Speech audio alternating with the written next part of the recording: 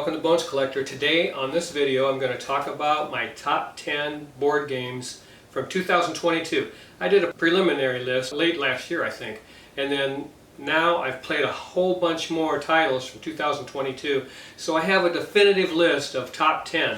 But here's the thing, there were so many great games in 2022 it was almost impossible to make that list. I struggled with it. I really didn't look forward to making this video because there were so many good games, and any of the games that I'm talking about today could have been on anybody's top 10 list for 2022. It was such a fabulous year for board games, and I'm always one who says don't ignore the older games. You know, go back in time if you're putting together a board game library, because you're going to find some things that you didn't know about or you missed while you were going to board game conventions and so forth. And this year kind of made me think about that statement. Usually I promote the older games, but man, this was a good year. Just so many great games, and I've got a bunch of them here on the table that are not in my top 10 list, but they certainly could be. So I'm going to say just a brief few words about each one of them, and I endorse every one of these games. If you want to buy these games, they will play flawlessly. They're wonderful games. They will challenge you, and I just think they're totally excellent. That's why I want to talk about them today. First one I want to talk about right now is a mass-produced game called Star Wars Villainous. Now, I had never played Villainous, the Disney stuff, and it never really appealed to me. I knew it was mass-produced, and that's one thing that kind of, you know, I shy away from. I do have a couple mass-produced games in my library, and now I have this one. This was a gift from my daughter-in-law, so that's kind of freaky in itself. Someone bought me a board game that I'm going to keep. I always say don't buy a board game unless you ask them, hey, what do you want me to buy you? Because they may be thinking of something different than what you're thinking. But this is an IP, Star Wars Villainous, and it is an outstanding game. It's the best Star Wars IP game I've ever played. And it has a lot to do with the complexity of the game. It plays fast, it's very cool. You're going to have all the villains from Star Wars in this box, and their role in the game is identical to their role in the movie. So you're trying to turn Luke Skywalker to the dark side, and that's what Darth Vader's mission is in this box as a villain. And all those villains have 2 decks of cards, and you have to familiarize yourself with both those decks in order to do well in this game. And so that's pretty cool. Once I played it, I told Lori I cannot believe I like this game as much as I do. But that's Star Wars Villainous. It's an outstanding game. Alright, let's move on to a game called First Rat. First Rat is by Gabriele Ausiello and Virginio Gigli. Virginio Gigli is part of that great Italian board game designer group that makes so many great games, and he collaborated with this Gabriele Ausiello, or whatever the name is, and made this point-to-point movement game with rats trying to go up a track. You have 3 of them, and they have various movement requirements as you move up that track and gather resources, and you're trying to be the first rat to take off and get to the moon, because you've heard the truth, it's made of cheese. So First Rat is a fun game. Laura and I really liked this, didn't we? Yeah. It was, I mean, you wouldn't think that it's got a very simple mechanic, but they built a nice game around it, and we enjoy that. Yeah, First Rat. Alright, let's move on to a game called Catherine. Now, Catherine is a game I watched and watched because I was very curious about it, and in this game you are using cards as a mechanic, and it's a mechanic that I've never seen in board gaming, where you have 2 rows of cards and you have to activate the card above the one on the bottom, and the colors have to match. So it's really an interesting card mechanic. This game got a lot of bad press because of the politics that are going on in the world right now, and that's always a shame, because I'm sure when this guy Johannes Schmidauer Koenig designed this game, he had nothing in mind to do with politics. He's just talking about the history. And this is a fine game. It's absolutely wonderful to play. Laura and I really enjoy it. It's got a beautiful map, and you're going to be building houses on the map and connecting things by route. It's a route builder a little bit. So yeah, it's Catherine, the Cities of the Serena. Very cool game. Worth your time, folks. The next game I'm going to talk about is a game by Reiner Knizia, Dr. Reiner Knizia, who makes so many great board games.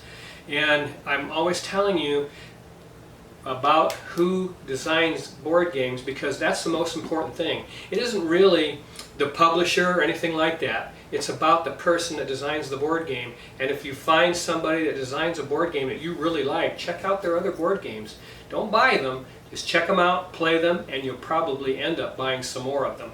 But San Francisco is a really cool game. We just got this maybe 2 weeks ago. You know, it was on sale at Cool Stuff's big Christmas in July sale, 18 bucks. I said, what the heck, I'm going to try that. I watched it played a few times, and I told Lori, I said, you know, what can I say? We're going to enjoy that game, and we certainly did. You're building your own city board with different districts of the city. I think there's 5 rows, and they're all different colors. You're going to be drafting cards, but the biggest mechanic that's most interesting is you're going to take a card and play it as part of your turn in 3 different rows, and you have to decide when you want to take that row of cards. It's kind of an I split you choose thing, and that is always interesting to us because we love Hanamakoji, and that mechanic is on display in an outstanding fashion in that particular tiny game. But yeah, San Francisco by Reiner Knizia, what a tremendous board game this is. Absolutely outstanding. All right, let's move on. What else we got? Hey, you know, we got ScoobyDoo the board game. This is from CMON Games, and I take every opportunity to talk about this game. It's a cooperative adventure game. My grandkids love playing this game. When they come over, they love to play it. But here's the thing that I applaud CMON for: painting the minis in this box. If you get this Kickstarter one, this, I don't know, it's a deluxe or something? It's a Kickstarter deluxe. Kickstarter deluxe, and if you got that one, you know, ScoobyDoo and all the characters are painted here in the box. And you don't have to have those gray plastic pieces that do nothing to enhance board game play. And I keep hoping publishers will take a hint, start painting the minis in these games. But there's many games I just simply won't buy because I'm not playing a board game with a bunch of gray plastic pieces. I'm just not going to do it, and I'm not a painter. I'm not going to take the time to paint. When I have free time, I'm going to play a board game. I'm not going to paint. Or I'm going to mow the grass, or I'm going to go to the movies, or I'm going to go to dinner. But I'm not painting minis. That's not what I do. But hey, CMON Games, yeah, it's cooperative. Yeah, it's the Scooby-Doo, all the characters, and you have 9 different monsters, I think, something like that. In that version, in this, yeah, so it's pretty cool. You guys, a picture on the back. You got, again, they're so colorful, all painted up. Even the mystery machines all painted. I mean, this is a fabulous thing. Thank you, CMON Games.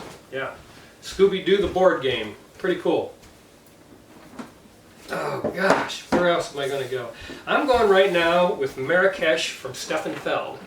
Now, this is an outstanding game. We just played it for the first time maybe 2 or 3 days ago, and it takes up some table space. It's got some depth to it. It is a medium to heavy complexity game. Uses a cube tower, much like Amerigo, Stefan Feld's one of his other games, and it does it to perfection. The cube tower, however, uses little hexes that don't seem to want to get stuck in there like cubes. But it worked, sort of maybe for us. A few of them got stuck in there on our 2-player playthrough of this, but it could have probably worked a little better. Other than that, this game is fantastic. It's a beautiful design by Stefan Feld, right in line with all of his other games, and I think it's right up there with Bora Bora and Bonfire as far as complexity, so it's pretty heavy. But absolutely outstanding. But you have to like this kind of game, which we don't generally keep games that are this busy.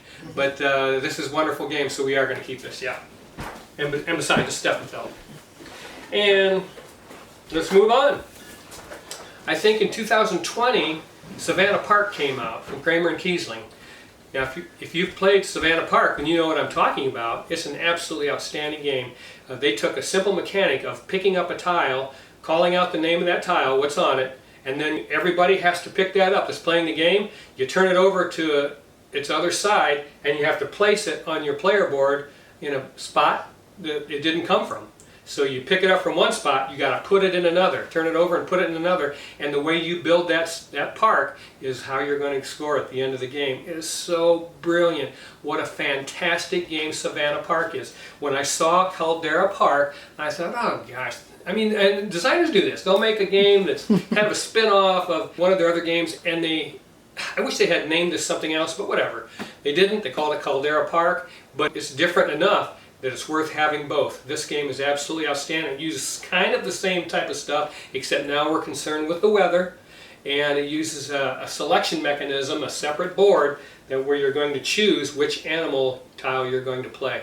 So it's different enough that I'm keeping both of them, and I love this one so much. I don't know which one I could like the most, but Kramer and Kiesling, my favorite board game designers on the planet. Whenever they design a board game, I'm going to check it out, and I'm glad I did. Yep. All right, let's talk about Verde. Verde is a 2022 title. These are the people that brought you Calico and Cascadia, and Cascadia was a game I picked to win the Spiel des Jahres, and it did. I was the only one that picked it. But Verde is right in line with those games. If you like that kind of puzzly game like Calico and Cascadia, you're going to love Verde. Uses cards instead of tiles, but it's absolutely outstanding, and the art on the cards is gorgeous, very puzzly in nature. If you like Calico and Cascadia, if you played those games and you like them, you're going to love Verde. It is right in line with, my favorite of the three is still Calico, and it always will be, because I like that pressure of that shrinking space when you're laying those tiles. But this is right up there with both of them, Verde, and I love this game. Yeah. All right, let's see. This is a game we picked up for the, did we get that out of the Christmas in July? Yes. Fife. This is a, I watched this game and watched it, and it went on sale, and I missed the sale. I got so mad at myself, and finally, this is months later, it came on the Christmas in July sale at Cool Stuff. I said, grab it! I think we got it for like $24 or something, $24.99, but this is such a cool game. And in this game, you're going to be drawing these wooden tokens, which are kind of cool in themselves, and you got a double-layer player board. You're going to take those wooden tokens that have different, you have to worry about the color, the icon, and the number, those three things on that particular disc, and you're going to place them on your player board in such a fashion that you're going to take these surfboards. I think they are. I think they're surfboards, and they have certain scoring conditions on that surfboard, so you get to pick what's going to score and where. So you're going to place those surfboards around your player board and say, in this row I want all the same number. In this row I want all different colors. And you can see what's going to happen. You're going to have a collision because columns and rows, you're placing those in there, and eventually you're going to say, I can't complete that one, I'm going to have to trash that row. And you're going to just start putting stuff in that row that you're trying to get rid of. This is a game where you have to take what the game gives you. You're not going to be in control of this game. A lot of people don't like that. I love it because it just, you may lose the game because you had bad draws. But hey, so what? You did the best you could, and that's the whole secret to Fife. You just take what the game gives you, build the best scoring point system on your board that you can build, and take what you get, and don't throw a fit. There you go. That's Fife. It's an awesome game.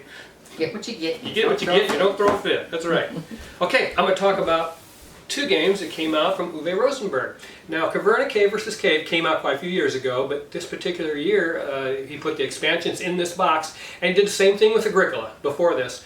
Agricola big box. This is Caverna Cave vs. Cave, the big box.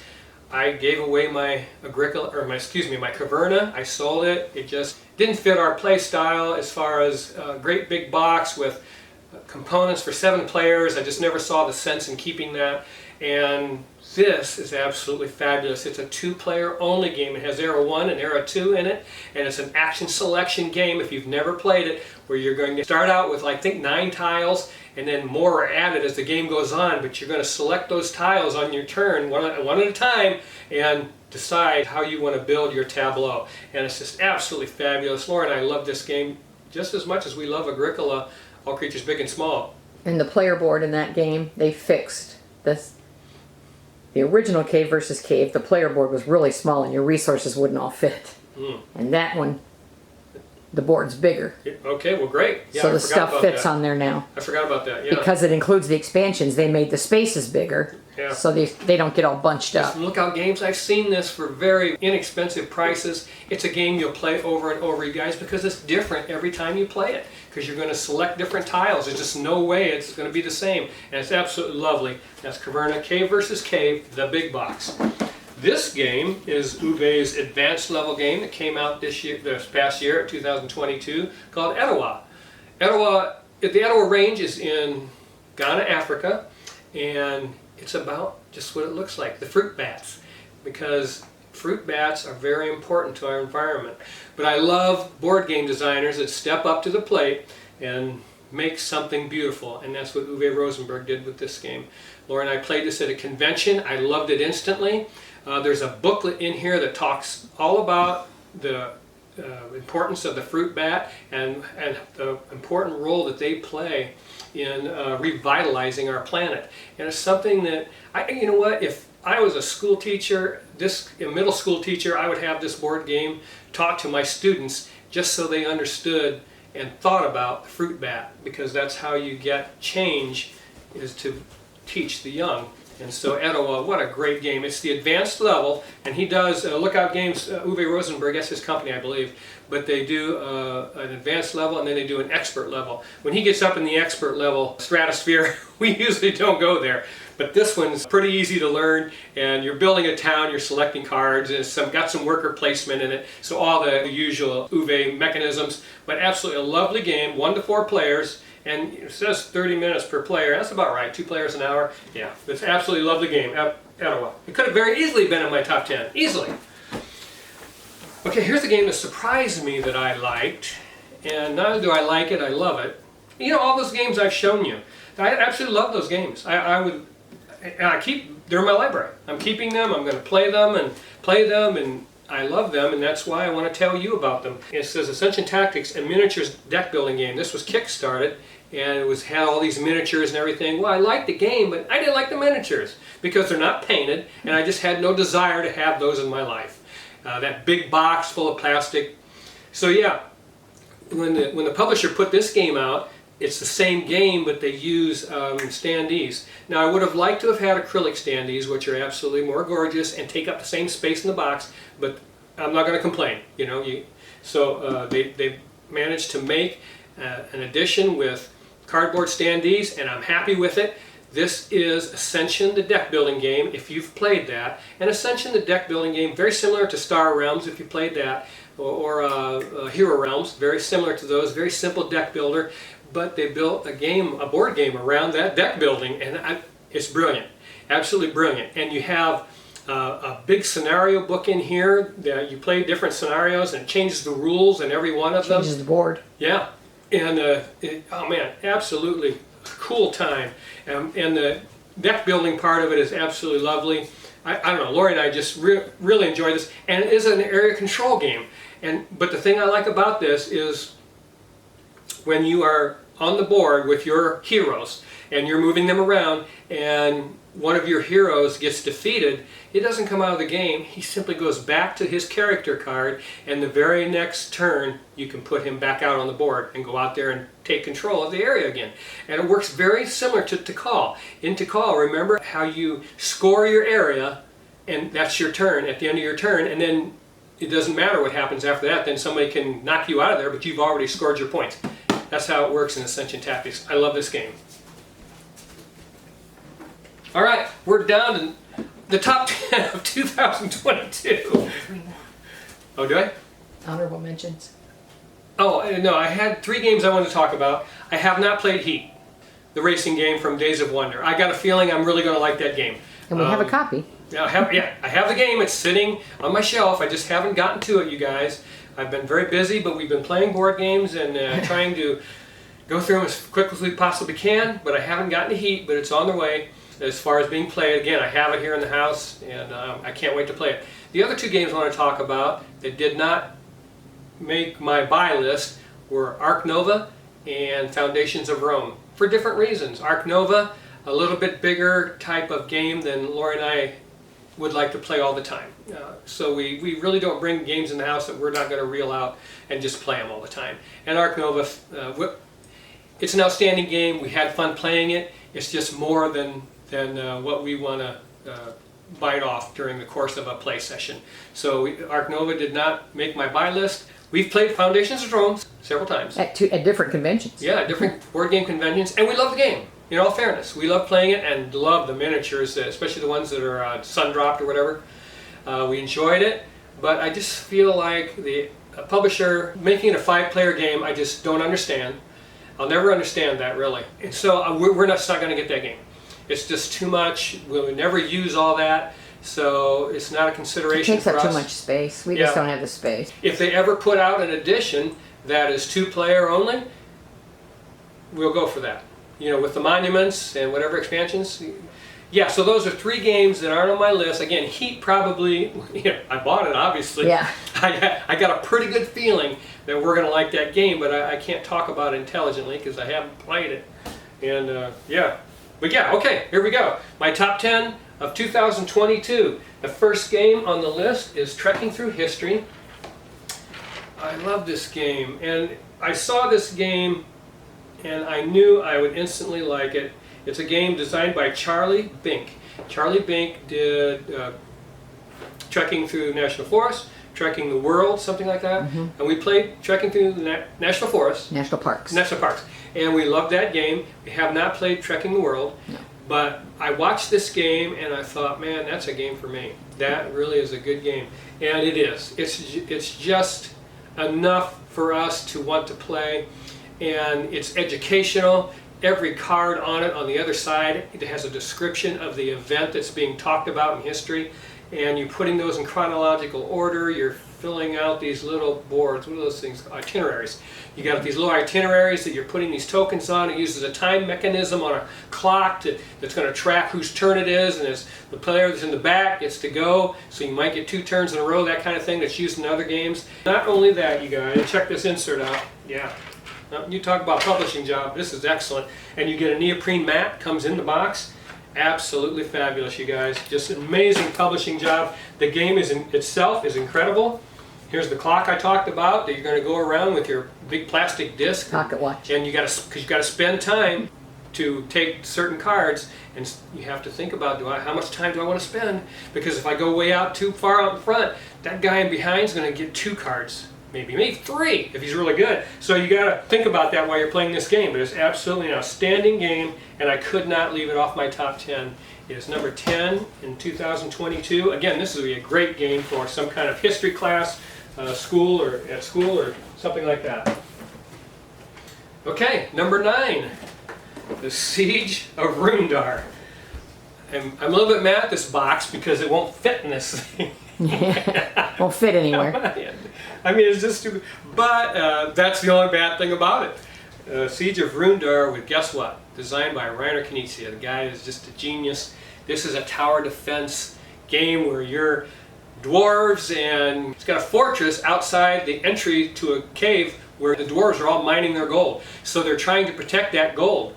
And they have that fortress outside the cave, and so you're getting attacked by trolls and orcs. Very generic stuff. Trolls, orcs, and goblins. And a catapult and a tower. And all these things are attacking you. You've got 5 ways to lose this game and 1 way to win it. You have to get out of this game with 1 gold nugget. And that can be... We played it on easy and barely made it. So we're going to try it on normal the next time and see how we do. But you're getting pounded on all the time in this game. But the best thing about it, you guys, is I want to tell you this.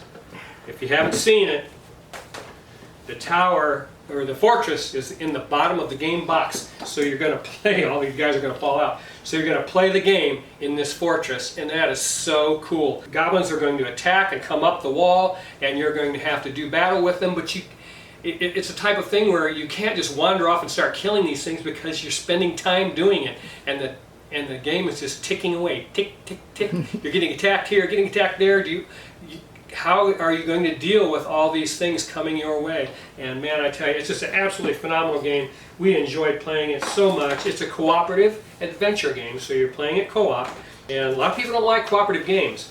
We're not in that crowd. We do like them, and this one is absolutely phenomenal. Number 1, Reiner Knizia is the #1 board game designer that I've ever come across. I mean, he's got so many titles and so many games that it's hard to ignore his contribution to the board gaming industry. And whenever he has a game, I'm interested in it. And Laura and I played this at a convention. We were tired, and we just couldn't figure out, because there's a lot to it. I mean, it's not hard, but there's a lot going on, and you have to know how to mitigate a lot of that damage that's coming your way. And of course, if you've played Star Trek Expeditions by Reiner Knizia, has that very same feel. Another cooperative game that we really, really love. But that's The Siege of Roomdar, number 9. and that was 2021. but it didn't Yeah, come this is available. Board Game Geek. This is 2021, but it didn't start showing up in the U.S. till 22. We must have played this thing right when it came out. We Must had a have. convention. Yeah. But we decided to put that on our 22 list, and I love that game. All right, number 8. Number 8. 1, 2, 3, 4. Number 8 is a game by Fabio Lopiano, and I don't know of him as a designer. And this game is called Zapotec. But now I do, and that happens. I mean, sometimes a designer, hey, Elizabeth Hargrave, first game she designed is Wingspan. It's a grand slam. I mean, so now everything that she designs, whenever I see her name, I'm not necessarily going to buy it, but I am going to look at it. And the same with this guy, Fabio Lopiano, Zapotec. Now this game, when I first saw it, I said, oh no, not another one of those Euro-Egyptian games. For pity's sakes, how many of those can we have? I actually thought that. We played it at a convention, and I had so many mixed feelings about it. I was like, I don't know what I feel about that game. And then I watched it played a few more times, and it was on sale at somewhere, I think Game Nerds, and we picked it up for an inexpensive price and got it home, and wow, it is so different, you guys. It has a unique personality. You have 5 turns. That's it. 5 turns. Not 5 rounds where you have various phases. You got 5 turns, folks, to make your thing happen. So, You got to understand that going in. This is a race. yeah, it's a race. Because the first time we played it, we didn't get that, and it didn't go very well. I mean, before you know it, you're on turn number 3, and you're like, oh my gosh, I only got 2 more turns. And I mean, I've done nothing. You have to really be able to string things together to eke out the most you can get in this game. We have scored up in the 60s finally in this game after getting used to it a little bit.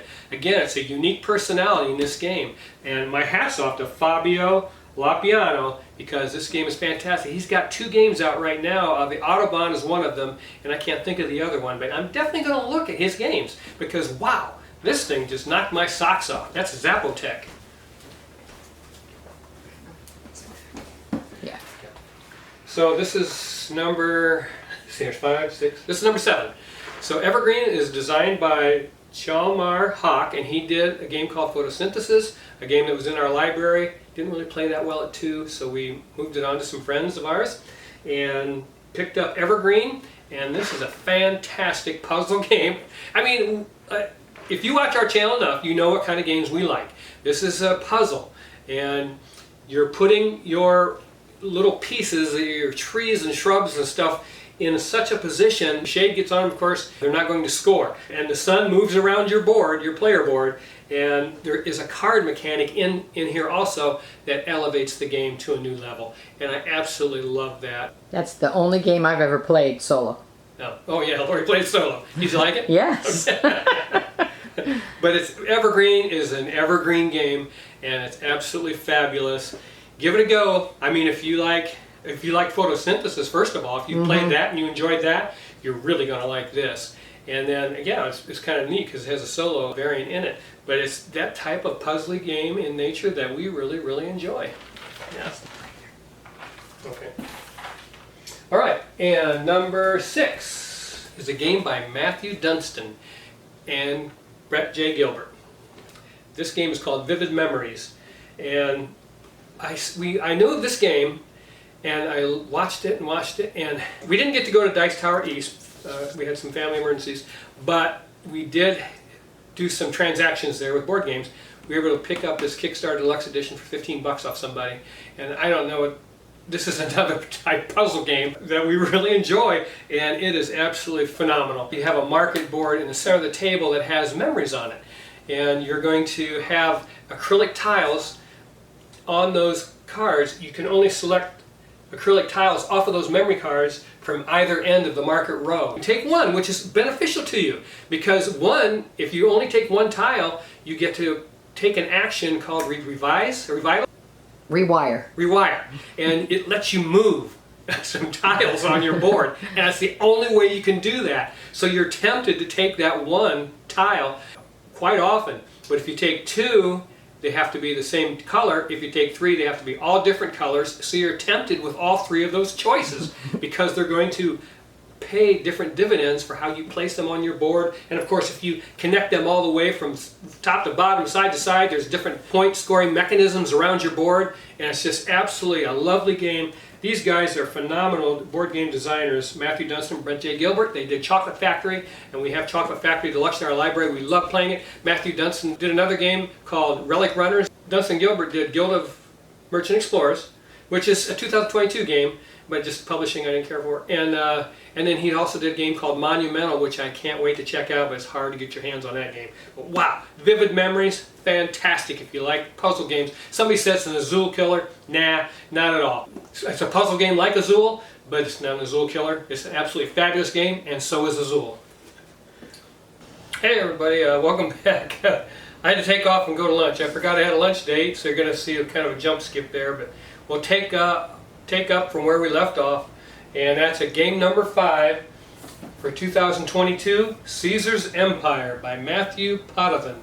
Man, I tell you what, I didn't know what to expect from this game. I watched many reviews about it, and they were all positive, I will say that. And lo and behold, one became available. Lori and I picked it up and played it, and all the reviews were accurate. This is a wonderful game. You know, they say all roads lead to Rome, and in this case, that's how you play the game. You have all these little army miniatures, and I'll show you some of what those guys look like. And you're going to place those on the board in a line, and in such a way that you're going to pick up different city tokens, and they're actually called roads. Yeah. It's a group of 3, but they're called roads. Yeah, a group of 3 little army guys, and you know, 5 different. It's a 5-player game, and you're going to have a player board that you're going to put tokens on, and you score depending on how you place those tokens on your player board. It is just a fast, beautiful, wonderful game. It's so hard to create a game like this that's interesting, and this one really does a good job with that. There's just not a lot of rules to it. It's very easy and very fun, and again, the decisions that you make in are interesting, and that counts for something. It's a perfect game. I mean, this is a half-hour game, 2-player, and just absolutely love that as you're trying to set your guys or your roads up so that you're getting the tokens that you need to get that set collection thing going in an accurate manner. Just an absolutely surprise for the year. I really, really enjoy it. That's Caesar's Empire. So, number 4 for 2022 is Clank Catacombs by Paul Dennen. Paul Dennen, designer of Dune Imperium, which we also love. And this game is really a re-implementation with a new mechanic of Clank. And Clank's a very popular board game. It's a dungeon crawler, except it had a static board. And we had Clank for a while and decided to let that go. But we loved it. Paul Dennen had the idea to make this a real dungeon crawler so that you are laying down the dungeon tiles as you go. That was just a brainstorm. What a great, great idea that is. It made all the difference in the world to this game because in the original Clank, of course, you knew where the artifacts were. In this one, you have no idea when they're coming out because which tile they're going to be on when you're laying those tiles out on your turn. You just don't know. And you just don't know if you'll be able to get to them. And you don't know if you'll be able to get out. Gosh, the pressure is just, it's twice as great. Well, as the tiles rotate and you can get trapped. Yeah, and the tiles will rotate and there's different mechanics and things you can get. There's some new stuff in the game. Just made a phenomenal difference in this game. It vaulted this game. It had not been in my top 100 ever, but it is now, and it's way at the top of top 100 because it has that deck builder going on. And when you have that deck building mechanic, it's just so much fun to do that alone. But when you involve this dungeon crawl aspect and couple those two things together, it just makes for a wonderful game. It's Clank Catacombs by Paul Dennen. Wow. Just an this is, hey, you know what? I don't know. If you don't have this game, you need to go out and get it because it's absolutely fabulous. That's Clank. Catacombs. Clank Catacombs. All right. Second game in the top 10 by the greatest board game designer there is, Reiner Knizia, and it's Millie Fiori. So Millie Fiori is absolutely a beautiful game, and it took us a long time to find a copy of this. Yes. We played it at a convention, didn't we? Mm-hmm. We played it at a convention. Because we were worried if how it would play it too. Yeah. We were worried about how this would play it too, and our worries were laid to rest because we played it at a convention, and it plays wonderfully at 2, and at all player counts, and it is a 2 to 4 player game, and it has these little crystals that you're going to lay on the board, and the fashion that you lay them in these certain sections of the board is like maybe 5 or 6 different districts, but the way you put them in there is the way you're going to score points. Absolutely fabulous. And each district scores differently. Yeah, so wow, so cool. And again, we had a tough time finding this game. It just didn't seem to be readily available. My number 3 game of 2022, you have to play this game, you guys. It's absolutely fabulous. Along with these other ones in my, I mean, all these games in this list were just absolutely fabulous. This guy's amazing. To be able to design such an eclectic bunch of games. This couldn't be any more different than Siege of Roomdar. Yeah. No matter what you thought, it's just so different from that game, and just to turn around and design this game, wow, what a brilliant mind he has. Dr. Rainer Knizia by DeVere Games, absolutely fabulous. Millie Fiori.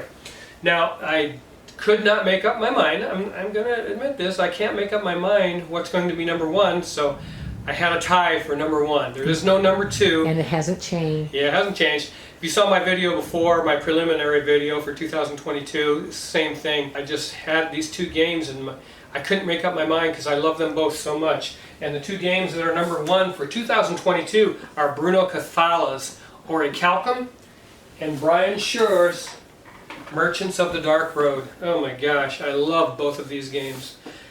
This is such a unique game from Bruno Katla. It's my favorite from him. And he's made great games. King Domino, Yamatai, 5 Tribes. What's the other one I'm thinking of? He do Abyss? Abyss, yeah. So just a great board game designer. And when I saw that he had a game coming out that in 22, I had to look at it. It's what I tell you guys. Great board game designers are hard to come by. Bruno Katla is a great one. And he does some great board games. This game is unique in that 5 points wins the game. And it's such a fun time on your player board as you put down tiles. You're going to draft cards that are going to give you tiles to put on this board, and each tile does something different, and you score it a different way. There are creatures that are involved that you have to do battle with that give you extra citizens or whatever those guys are called that come out on the board. This is absolutely a phenomenal game. I tell you what, for the money you're going to pay for this game, it's an outstanding publishing job. Everything in it, from the tokens to the player boards, everything in it is absolutely fabulous. You get a great big first player token made out of metal. I mean, it's absolutely phenomenal. Orichalcum. I couldn't make up my mind between these 2 games. Now, Merchants of the Dark Road, this is a 1 to 4 player game, so it does have a solo variant. Lori and I can play this in about an hour, and it is magnificent on the table, you guys. Absolutely beautiful. This, for me, is a perfect board game. It just gives me the right complexity, the right amount of interesting decisions, and the right amount of thematic value in the game. The metal coins in this game, if you get the metal coins for this game, are the best in board gaming. They're gorgeous, they're different shapes, they're oddly shaped, and they're absolutely beautiful. And you get these little embroidered purses that are embroidered with your particular coach that you're using in the game, and it's got silver tip strings on it, and you keep your money in there, and whichever is least is your score, your money or your points on the scoring track. So you're conscious of making both work. A lot of games do that, but this one does it very beautifully, and I really enjoy it. It's pretty game. Andrew Bosley does all of the art. This is kind of a thick box because there's a lot in here, and I really enjoy this game to the point where, oh my gosh, every time we play it, I'm just thrilled. It uses some beautiful dice, has a dice bumping mechanic where you have to decide which path you're going to bump your die up with. And I think you end up with 12 turns in this game, or 11. I forget how long winter. Thematically, it's like 11 weeks or something winter, and 1 die represents each week, but you end up doing just about 11 or 12 turns, something like that. Very few. And so you're trying to daisy chain all that stuff together to give you some big moves. And I absolutely love this game. And you have your own personalized coach. Your steed gives you an extra asymmetric power. And the coach is completely differently shaped than all the other 3 coaches, so that's very cool. Everything was done in wonderful detail by Elf Creek Games, and wonderful design by Brian Schuer, the guy that does Coldwater Crown and Freshwater Fly. My tie for number 1 for 2022, Merchants of the Dark Road by Brian Schuer, and Orichalcum by Bruno Katla. And all the games I showed you today, I can tell you with confidence, when you play them, you will love the time you're having, because it just takes you to another world, and I love telling you about them. And that's it for 2022. Please make sure you like, and take just a second. Just hit that like button on your phone or on your computer or TV or whatever, and then subscribe, please. And we'll see you the next time on The Bonus Collector. And please keep on board gaming. It's the best hobby on the planet because of all these board games I've shown you today. See you later. Bye-bye.